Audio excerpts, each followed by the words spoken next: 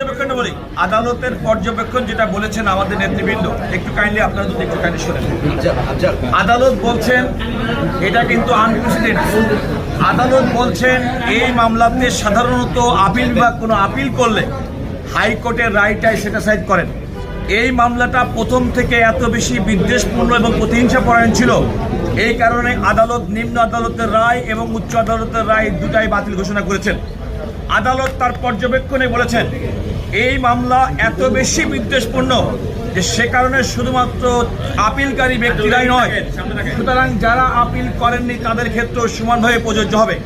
আদালত অত্যন্ত গুরুত্বপূর্ণ পর্যবেক্ষণ বলেছেন যে দেখেন এই সিদ্ধান্ত অর্থাৎ আপিল বিভাগের আজকের রায়ের পরিপ্রেক্ষিতে এই যারা আসামি এবং আপিলকারী তাদের সমাজের যে সম্মান হানি ঘটেছিল তার একটা চিরসমাপ্তি ঘটবে এবং তাদের ইনোসেন্টটা আজকে থেকে পুনরুজ্জীবিত হবে এবং তারা যে কখনোই অন্যায় কোনো অপরাধ করেননি সেটা আর এটার মাধ্যমে আদালত প্রত্যাশা করেছে আমাকে যেটা বলেছেন সেটা হচ্ছে যে এই ধরনের ম্যালিশিয়াস প্রসিকিউশন আমরা মনে করি কখনো কোনো ব্যক্তিকে রাজনৈতিক বিধ্বংসের কারণে করবেন না এবং এই রায় একটি ঐতিহাসিক রায় বাংলাদেশের আদালতের জন্য যুগ যুগ ধরে এই রায়টি ভবিষ্যতে রেফারেন্স হিসেবে থাকবে।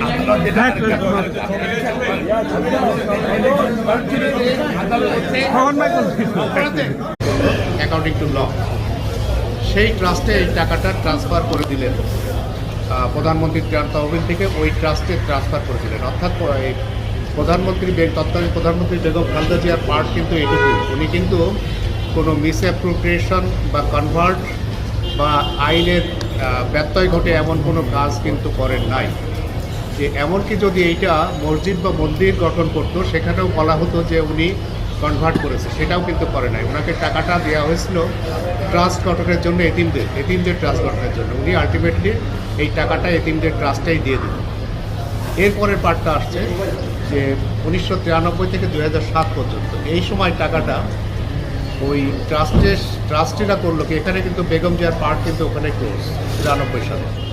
এরপরে যারা ট্রাস্টি তারা কয়েকজনকে দায়িত্ব দিল যে কিছু জমি কেনার জন্য ট্রাস্টের স্বার্থে সেই টাকাটা ওই কাজী সলিমুল বা কামালউদ্দিন সিদ্দিকী এরা বিভিন্নভাবে এদের অ্যাকাউন্টে গেছে, ফান্ডে গেছে, কিন্তু আলটিমেটলি দেখা গেল যেটা মূল ভিত্তিতে নাই, বাট তারা ডিফেন্স উইটনেস দিয়ে প্রমাণ করলো।